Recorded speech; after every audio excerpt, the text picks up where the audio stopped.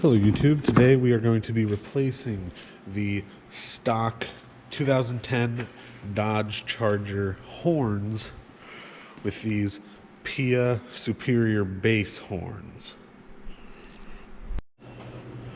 Now if you're just looking for the sound difference, you can go to the time that I will post in front of the video, and that'll just be a comparison before and after. But if you're looking for how to install, that's what we're going to get into right now.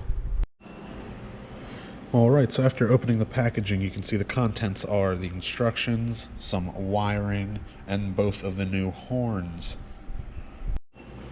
So on the Charger here, these panels right here, they're plastic. They just pop right out with a little bit of force.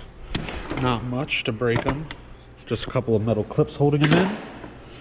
And you can see right down there is one of the horns. And right there's another one. So as you can see down here, on one horn there's the connector there, and then there is the other connector for the horns. So you just unplug those, and then these are the two 10mm bolts to take the bracket off. Alright, so here is both horns out. As you can see, each horn only has one terminal. This is a one-wire system, so it grounds to the body. So we'll be using extra wire to ground these new ones because they have two terminals.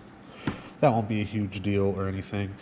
And just for the sake of going with the same, I will be mounting these so that the horns are facing the same way on each side.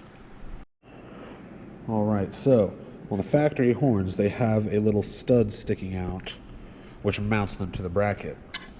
But the new ones do not. So you can see you will have to put a new nut and bolt to mount it there.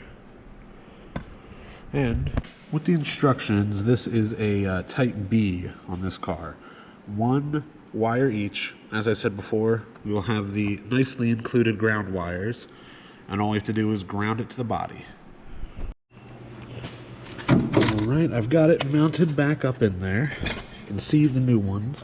Originally, I was thinking about mounting the ground wires to these bolts, but the terminals they provide are much too small, so I grounded them straight to the bolts that I used to mount them to the bracket.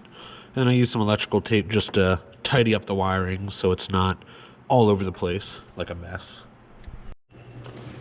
Alright, then finally you just have to take the two positive connectors, connect them back in. The one was a little annoying, trying to get it past all this, but now let's see if it works.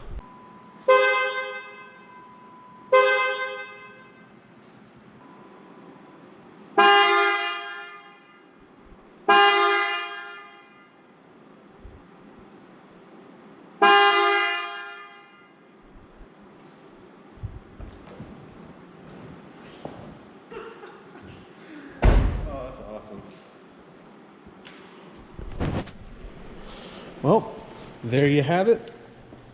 That is how to install the PIAA Superior Bass Horns on a 2010 Dodge Charger and the sound difference. Thanks.